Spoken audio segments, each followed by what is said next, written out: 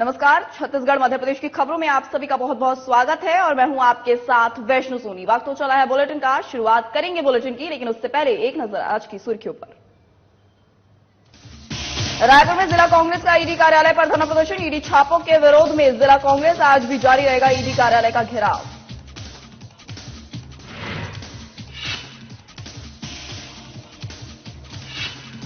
बैर में बीजेपी की विकास यात्रा का हुआ आयोजन। यात्रा के दौरान विकास कार्यों पर हुई चर्चा। मौके पर तमाम वरिष्ठ नेता रहे मौजूद।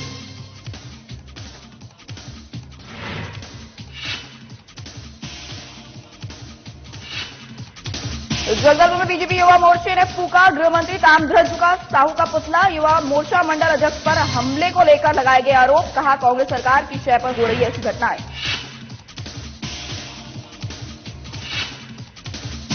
धार में परवान पर चढ़ा भगोरियों का रंग। पूर्व मंत्री सुरेंद्र सिंह ने भगोरियों नेतृत्व में लिया हिस्सा।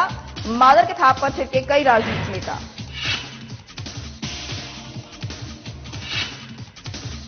भोपाल में क्राइम ब्रांच ने किया फर्जीवाड़े का खुलासा। पुलिस के हिरासत में 3 आरोपी। पूछताछ में और भी खुलासा होने की संभावना।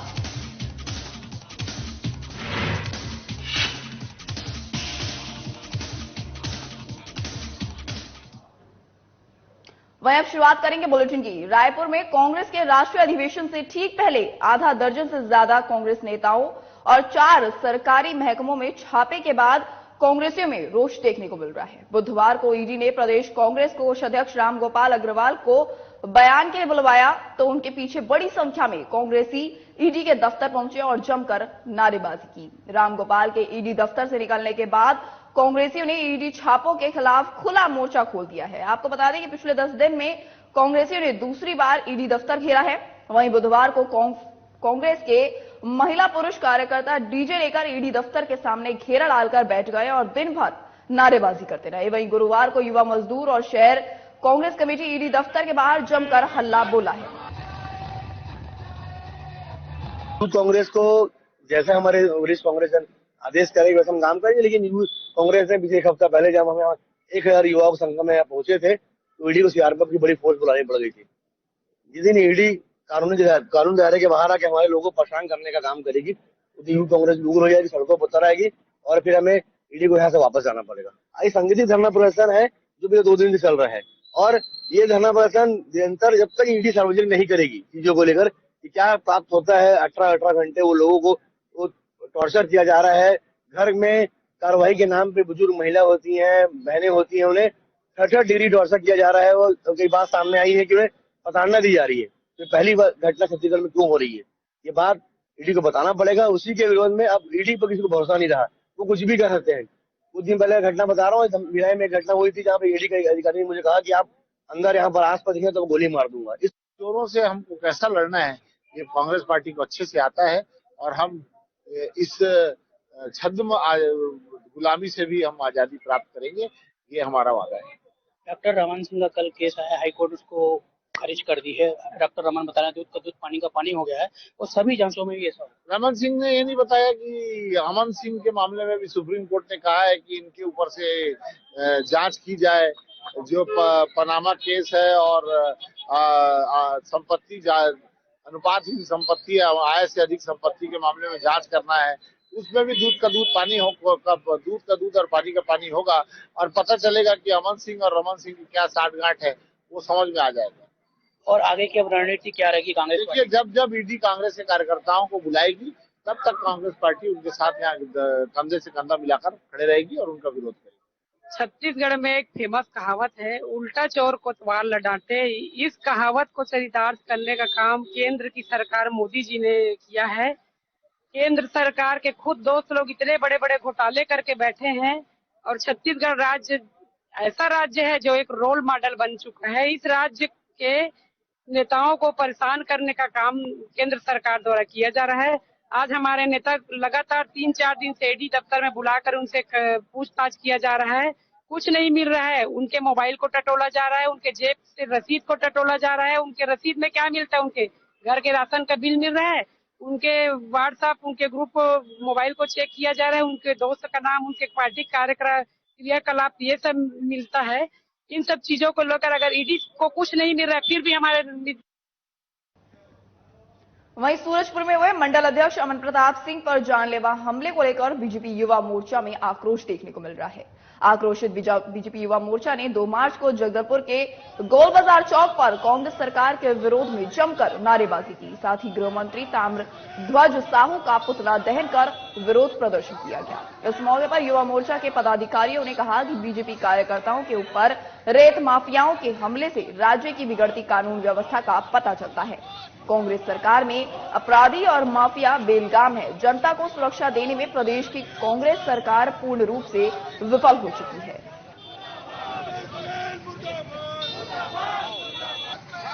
सूरजपुर में भारतीय जनता युवा मोर्चा के मंडल अध्यक्ष के ऊपर रेत माफिया के द्वारा प्राण घातक हमला किया गया। पांव को गाड़ियों से रौंदा गया और उसके बाद में जिस प्रकार से डंडे और राड से उसके ऊपर हमले किए गए, इसे साफ प्रतीत होता है कि किस प्रकार से छत्तीसगढ़ कांग्रेस सरकार की सतह पर रेत माफिया और यहाँ के असामाजिक तत्व जो हैं वो किस प्रकार से फल फूल रहे हैं। उन्हें भय नहीं है सरकार का, उन्हें भय नहीं है कानून का। और जिस प्रकार से लगातार भारतीय जनता पार्टी कार्यकर्ताओं के ऊपर हमले किए जा रहे हैं, कई कार्यकर्ताओं ने अपना प्राण गंवाया है। ये अपने आप में दिखाता है कि किस तरीके से भूपेश बघेल की कांग्रेस की सरकार भारतीय जनता पार्टी कार्यकर्ताओं ही नहीं अपितु छत्तीसगढ़ के राज्य की महिलाओं और जितने भी यहाँ पर जनमानस हैं इनके सुरक्षा करने पर। वहीं त्रिपुरा और नागालैंड विधानसभा चुनाव में भारतीय जनता पार्टी की शानदार जीत पर जगदलपुर में भारतीय जनता पार्टी कार्यालय के सामने बीजेपी के कार्यकर्ताओं ने पटाखे फोड़कर और मिठाई बांटकर खुशियां मनाई। इस मौके पर बीजेपी के पूर्व सांसद दिनेश कश्यप ने कहा कि बीजेपी की जीत ने यह सिद्ध कर दिया कि त्रिपुरा और नागालैंड देश के सामने विकास और प्रगति का मॉडल है। आज पूरा देश इस जीत को विजय उत्सव के रूप में मना रहा है। नॉर्थ ईस्ट में पुनः हमारी जीत की है। जश्न माननीय नरेंद्र मोदी के नेतृत्व का है। जश्न माननीय हमारे राष्ट्रीय अमित शाह जी के नेतृत्व का है। हमारे जेपी नड्डा हमारे राष्ट्रीय अध्यक्ष के नेतृत्व का है। ये जश्न भारतीय जनता पार्टी के कार्यकर्ताओं का है कि नॉर्थ ईस्ट में उत्तर पूर्व में हमने पुनः भाजपा का ध्वज फहराया है। इस जीत को हम सब यहाँ भारतीय जनता पार्टी के कार्यकर्ता जगदलपुर नगर मंडल के लोग हम यहाँ पे मना रहे हैं। और ये जीत का जो लक्ष्य चला है, ये श्रृंखला चली है, ये जाकर 2024 में पुनः केंद्र में हमारी सरकार बनाएंगे और फिर 2023 में हम छत्तीसगढ़ में भी अपनी सरकार बनाएंगे।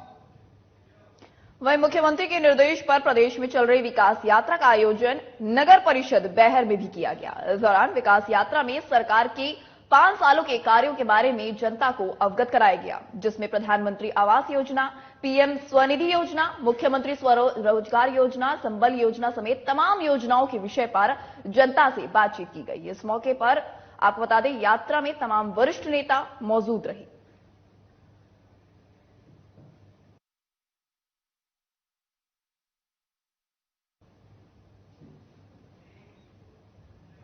वहीं राजधानी भोपाल में क्राइम ब्रांच ने फर्जीवाड़े का खुलासा किया है। खुलासे में लगभग 500 से अधिक रिजेक्टेड आयुष्मान कार्ड बनाए गए हैं, जिसमें 3 आरोपी को पुलिस ने हिरासत में ले लिया। वहीं बाकी की तलाश अभी भी जारी है। पूछताछ में और भी खुलासे होने की संभावना जताई जा रही है। आयुष्मान मामले में जो कि फर्जी आईडी के द्वारा काफ़ी बड़ी मात्रा में आयुष्मान कार्ड बनाए गए हैं और रिजेक्टेड जो आयुष्मान कार्ड है उनको वैलिड किया गया है।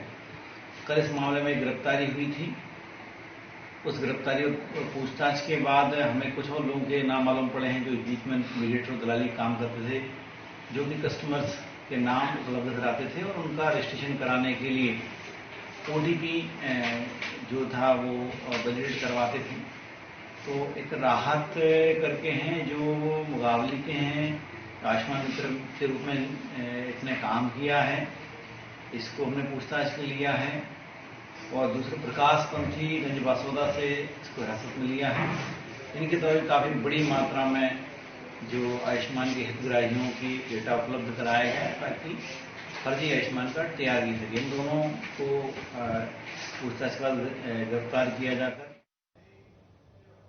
वहीं जिला सहकारी केंद्र बैंक के अध्यक्ष नवाज खान का जन्मदिन नगर पंचायत छिड़िया के पुराना बस स्टैंड में धूमधाम से मनाया गया, जिसमें बड़ी संख्या में नवाज के समर्थक और शुभचिंतक उपस्थित रहे। सभी ने अपने लाडले और लोकप्रिय नेता नवाज खान पर जमकर प्यार बरसाया। किसी ने केक काटकर तो किसी ने तिलक लगाकर अपना प्रेम जाहिर किया। इस दौरान महामंत्री, जिला कांग्रेस कमेटी चुम्बन साहू, हेमंत यादव समेत बड़ी संख्या में समर्थक मौजूद रहे।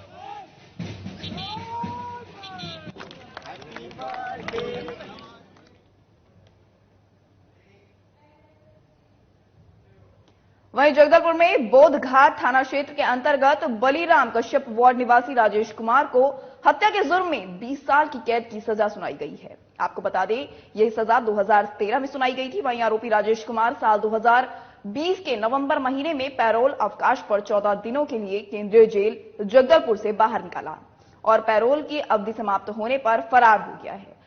बोधघाट थाना में आरोपी के विरुद्ध अपराध पंजीबद्ध कर पैरोल से फरार आरोपी की लगातार तलाश की जा रही थी। बोधघाट थाना प्रभारी दिलबाग सिंह ने प्राप्त सूचना के आधार पर नया मुंडा क्षेत्र से आरोपी को गिरफ्तार करने में अब सफलता हासिल की है। कुमार को अमित उर्फ बाबू की हत्या में 20 वर्ष की सजा हुई थी और वह 2013 से जगदलपुर जेल में निरुद्ध था। नवंबर 2020 में 14 दिन के पैरोल पर बंदी राजेश कुमार जेल से बाहर आया, जिसके पश्चात वह फरार हो गया। फरारी पश्चात थाना बोधघाट में सेक्शन 229A IPC के अंतर्गत अपराध पंजीबद्ध कर फरार बंदी की पतासाजी लगातार की जा रही थी। पुलिस को सूचना मिली कि फरार बंदी राजेश कुमार होली में अपनी नानी से मिलने नया मुंडा जगदलपुर आया हुआ है, जिसके सूचना पर थाना बोधघाट की टीम के द्वारा घेराबंदी कर फरार बंदी राजेश कुमार को पकड़ा गया। बंदी से पूछताछ की गई, जिस पूछताछ में बंदी ने बताया कि वह पैरोल पर जब बाहर आया था, उसके पश्चात वह फरार हो गया और हैदराबाद में जाकर प्लाई की दुकान में काम करते हुए अपना जीवन यापन कर रहा था और इस होली में अपनी नानी से मिलने नया मुंडा जगदलपुर आया था, जिसकी सूचना मिलने पर पुलिस ने उसे गिरफ्तार कर लिया है और न्यायालय में न्यायिक रिमांड हेतु पेश किया गया है उसे।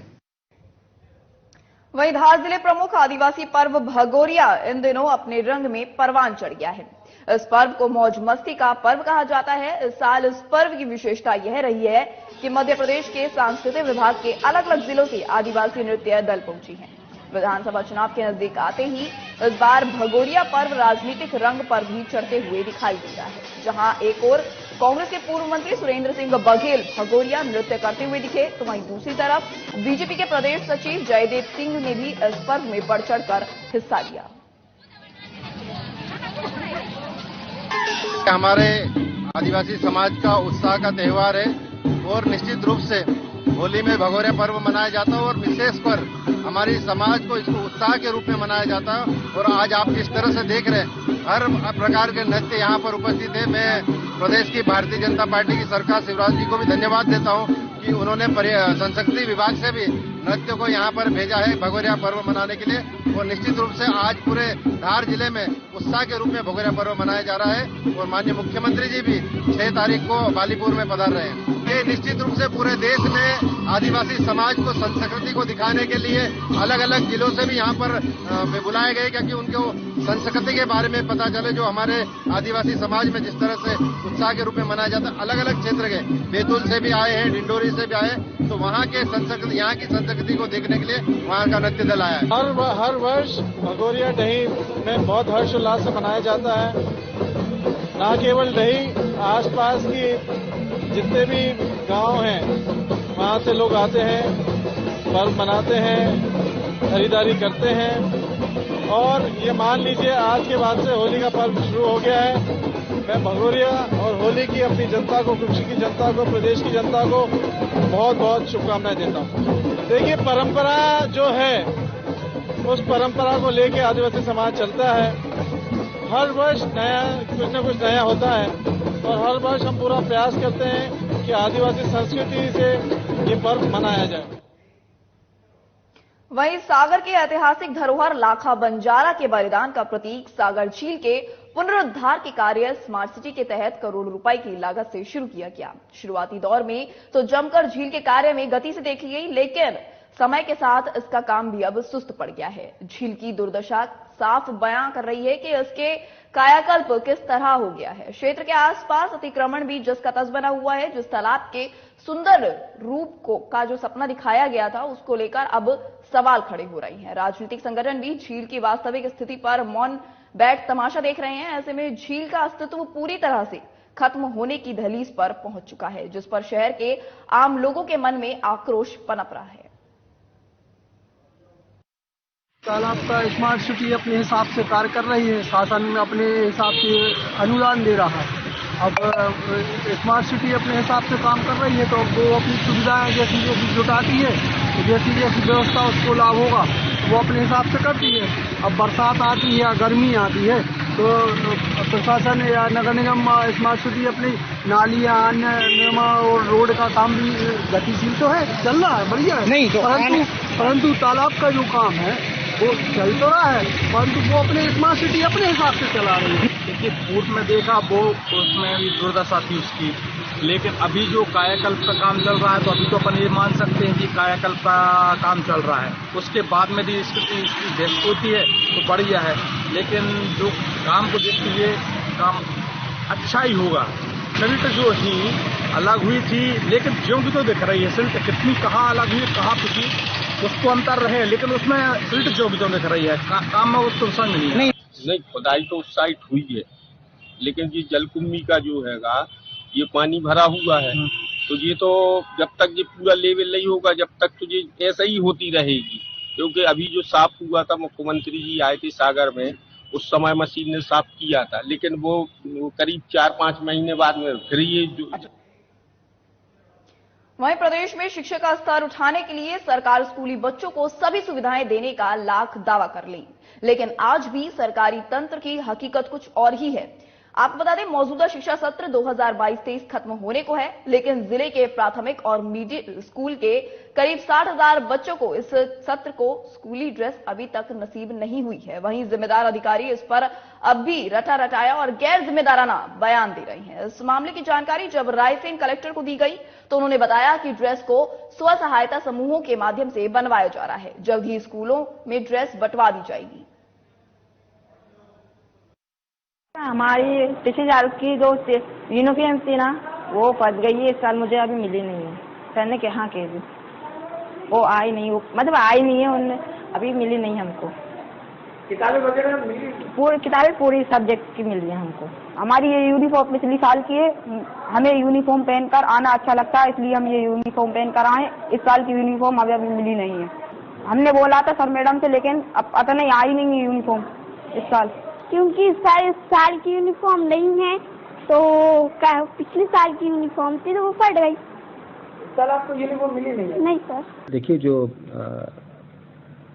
शासकीय शालाओं के बच्चों के लिए जो यूनिफॉर्म दी जानी थी उसमें यूनिफॉर्म देने की प्रक्रिया चल रही है और जिला पंचायत के माध्यम से स्व सहायता समूह इसको तैयार कर रहे हैं, तो बहुत जल्दी ये बच्चों को मिल जाएगी। ड्रेस की जहाँ तक बात है, ड्रेस अभी नहीं बढ़ पाई है क्योंकि उसकी प्रक्रिया प्रचलन में है और संभावना है कि इस माह में हम उसको बंटवा लेंगे।